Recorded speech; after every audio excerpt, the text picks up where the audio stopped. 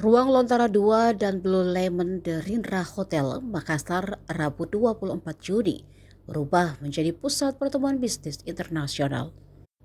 Sesi Business to Business dalam rangka Indonesia Gastro Diplomacy Series 2026 berlangsung paralel dengan ritme cepat dan tertata. Di ruang Lontara 2, Wali Kota Makassar, Munafri, menerima satu persatu delegasi negara dengan skema pertemuan 15 menit yang berlangsung bergantian tanpa jeda panjang.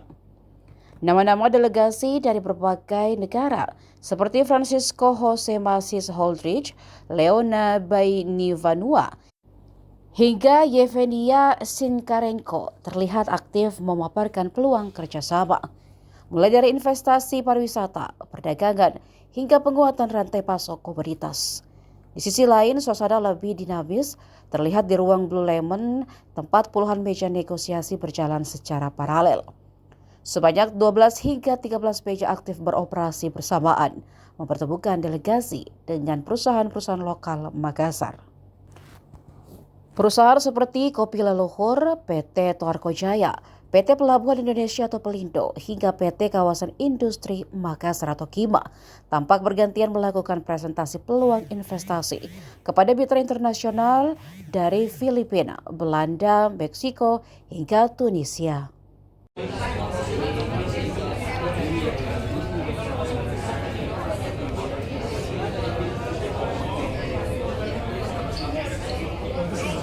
The whole country. They buy every year, they buy every year.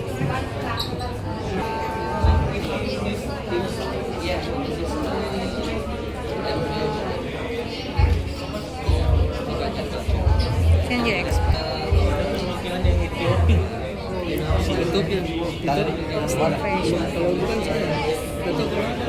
Belanda iya ada kita pegang. Ada.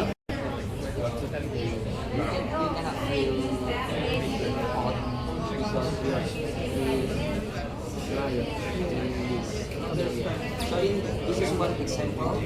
So I have maybe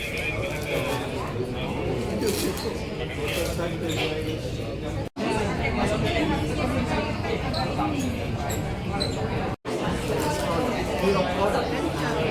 So we have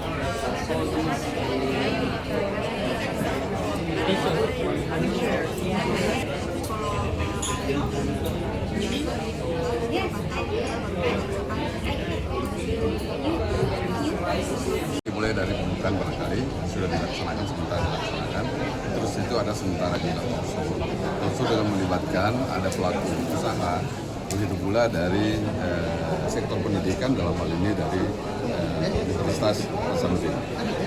Itu yang menjadi perwakilan baik itu dari investor dari swasta maupun dari dunia pendidikan, dalam hal ini rektor. Terus setelah ini nanti juga akan ada kegiatan baik itu B2B maupun ada pertemuan mungkin pemerintah dengan negara. Jadi Pak Wali dalam hal ini akan mungkin bertemu dengan beberapa negara. Begitu pula dari sektor swasta akan ketemu dengan beberapa negara.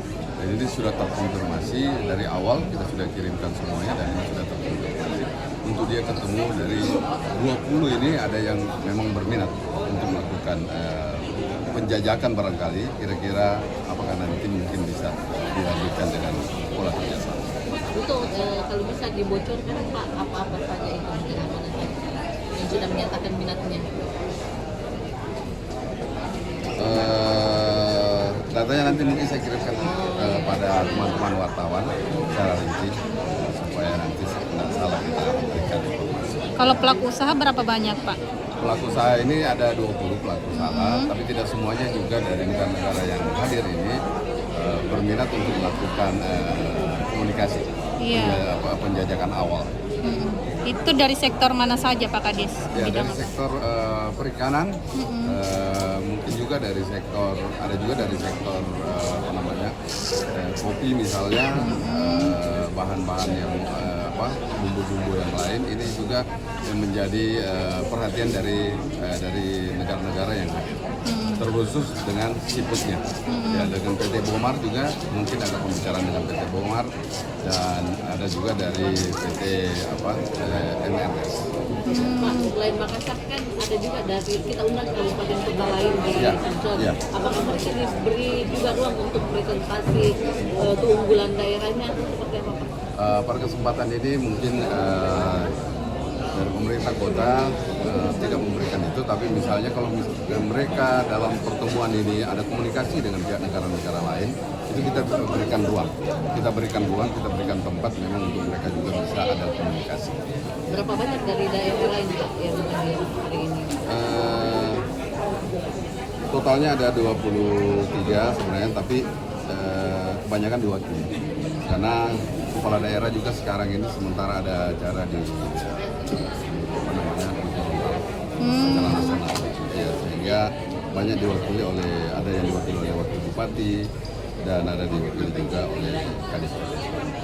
Pak, kalau khusus Makassar Pak, potensi apa yang maksudnya sudah kita lihat bakal dilirik di investment forum ini?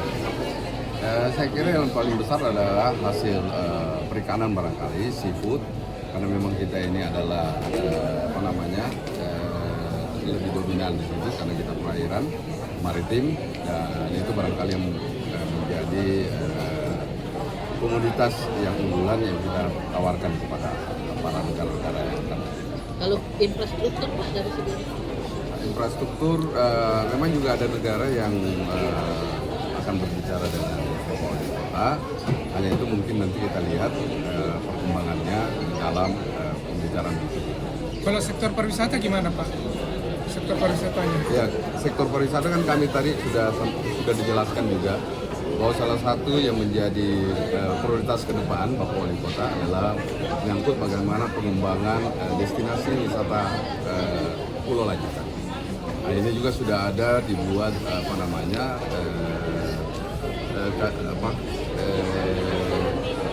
sebuah kajian yang dibuat oleh Bapeda.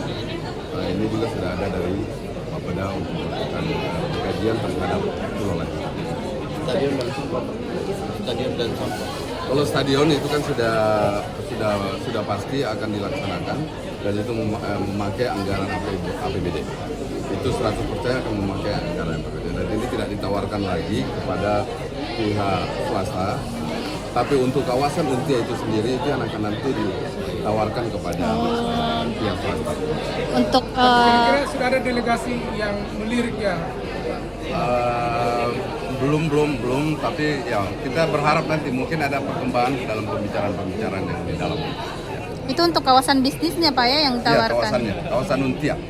Artinya kan ini stadion ini sebagai pemicu, diharapkan sebagai pemicu untuk berkembangnya kawasan ekonomi baru.